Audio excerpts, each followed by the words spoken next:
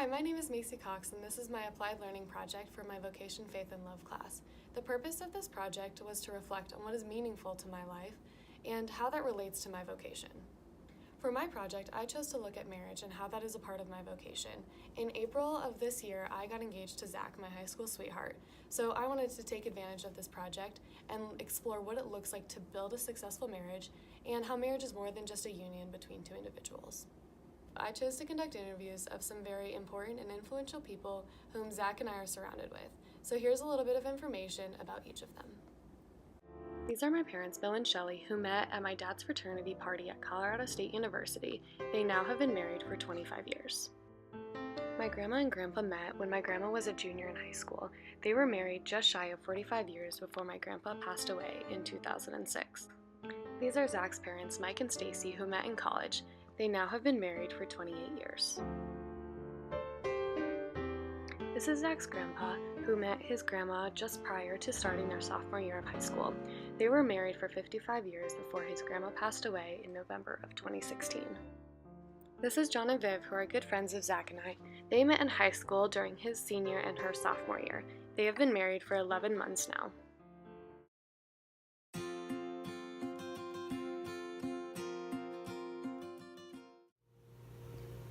I think one of the biggest struggles was probably finances.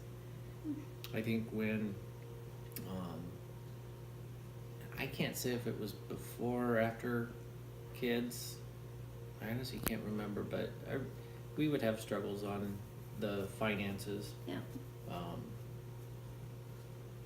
think just how much do we need to save? What can we spend? What can we afford? One of the hardest parts of marriage, the biggest struggles, I think constantly, is missed expectations, which is like this ongoing struggle. So it's every time I have an expectation for something and John has an expectation for something, and they're totally different. And because that basically leads into communication problems, it leads into us not being happy with one another.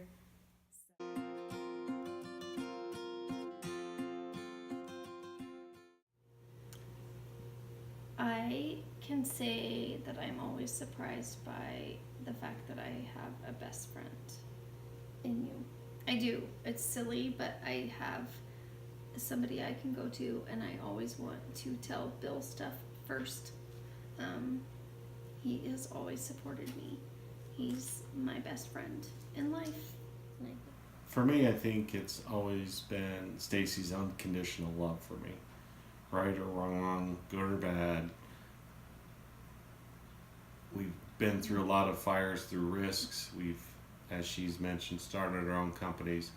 But she's always stood there and believed in me and the family, and that's got us through a lot of tough times and a lot of good times. Mm-hmm.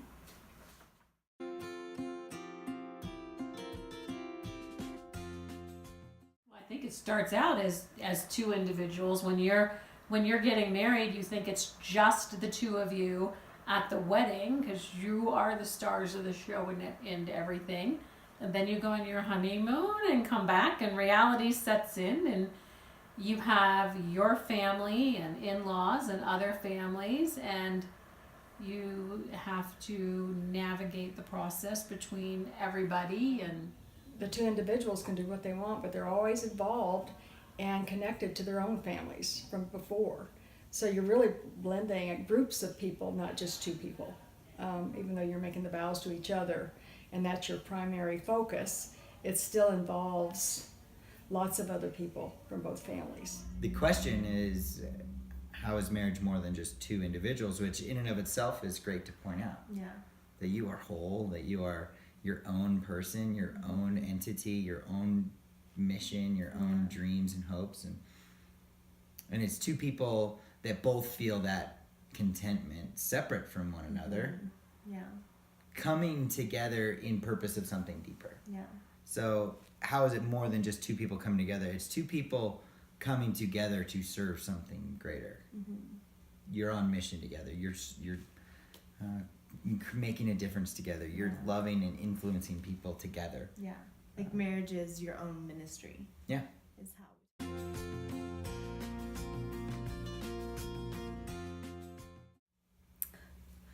faith in God is our marriage. Essentially, we would not be married and this would not happen if we didn't have faith in God, I would say. Yes. I would say he rescued us both from past broken lives. And if we were to have been married with those broken lives, I mean, there's no way that would have worked. Everything in our marriage was controlled by him and directed by him. And as a result, I think that we accepted that, and we accepted his will. And even at the time that Mary Fran was struggling with the cancer, we put it in his hands and we said, "Thy will be done." And we had hoped that he would cure her, but he didn't. He chose to take her home. And and as I've told so many people, I have never had any anger or have never had any question as to why. We've just accepted that this is his will. And I think this was part of the faith that we developed throughout our marriage.